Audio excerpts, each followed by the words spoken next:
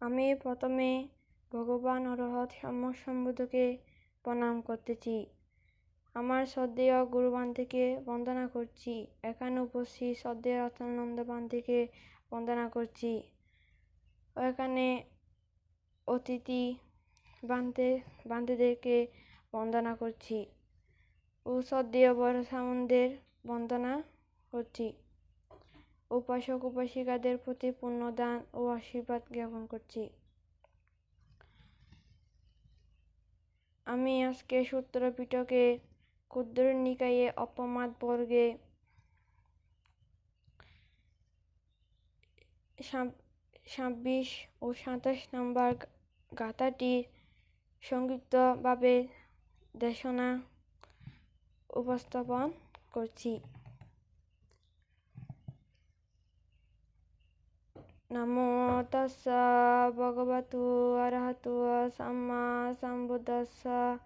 নমো তাস্সা ভগবতু অরহতু সাম্মা সম্বুদ্ধাস্সা। নমো তাস্সা ভগবতু অরহতু সাম্মা সম্বুদ্ধাস্সা।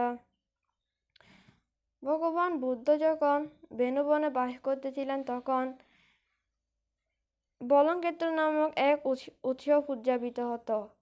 সে বলঙ্ক্ষেত্র উৎসবে সেখানে অনেক মূর্খ ব্যক্তি গায়ের মধ্যে গরুর গোবর গায়ের মধ্যে মর্দন করিত এবং 1 সপ্তাহ পর্যন্ত তারা অশ্লীল বাক্য বলিত এবং বিভিন্ন খারাপ কথা বলিত।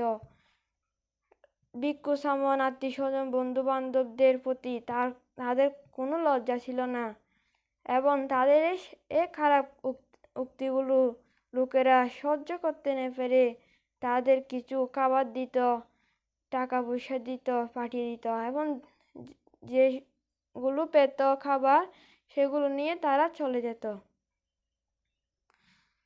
একদিন সেখানে যেত নাসা বস্তি থেকে খবর সংবাদ পাঠান যে সেখানে অনেক ভিক্ষু নগরে পিণ্ডাচরণ করতে যেতেন। সেখানে ছিল 5 কোটি পরিমাণ ভিক্ষু।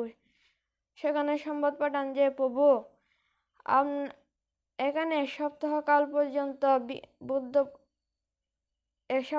পর্যন্ত ভিক্ষুদের নগরে গমন করিতে হবে না। তখন তারা 1 সপ্তাহ কাল পর্যন্ত তারা বাদ জাগু সেখানে বিহারে নিয়ে যেত। যখন সপ্তম দিন পার হয়ে যায়, 8ম দিনের মধ্যে সেখানে নগরে এক বড় অনুষ্ঠান উদযাপিত হয়। সেখানে ভগবান বুদ্ধকে যখন ফান করেন সেখানে ভিক্ষুদেরকে ফান করলে তখন এক ভিক্ষু ভগবানকে এক পাশে নিয়ে বলেন, প্রভু এই মূর্খ ব্যক্তিদেরকে আপনি কিছু তাদের ধর্মদেশনা প্রদান করুন যেন তারা খুব ভালো হতে পারে এবং মানুষের সাথে ভালো ব্যবহার করতে পারে, ভালো কাজ করতে পারে। ভগবান বুদ্ধ বললেন, তারা তো মূর্খ, তারা তো এরকমই, তারা অনেক খারাপ কথা, খারাপ উক্তি, এই কাজগুলো তারা করবে, খারাপ কথা বলবে।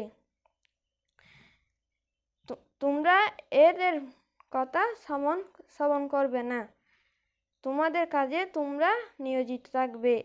এই কথা বলে ভগবান বুদ্ধ তাদের প্রতি একটি গাথায় বললেন, পামাদা মানু জানতি বালা দুম্মে দিনা জানা আপ্পামা দানসা মে দায়ী দানা সেট্টাং ও রাক্কাতি। অর্থাৎ যারা অজ্ঞ দুর্বুদ্ধি সম্পন্ন ব্যক্তি তারা প্রমাদকে অনুসরণ করে, আর যারা পণ্ডিত ব্যক্তি বুদ্ধিমান তারা সে অপ্রমাদকে শ্রেষ্ঠ ধনে নিয়ে তাহাকে অনুসরণ করে। আরেকটি কথা কইলেন, মা পামাদা মানুষ জানতি মা কামারা তিন হাওয়া আপ্পা মা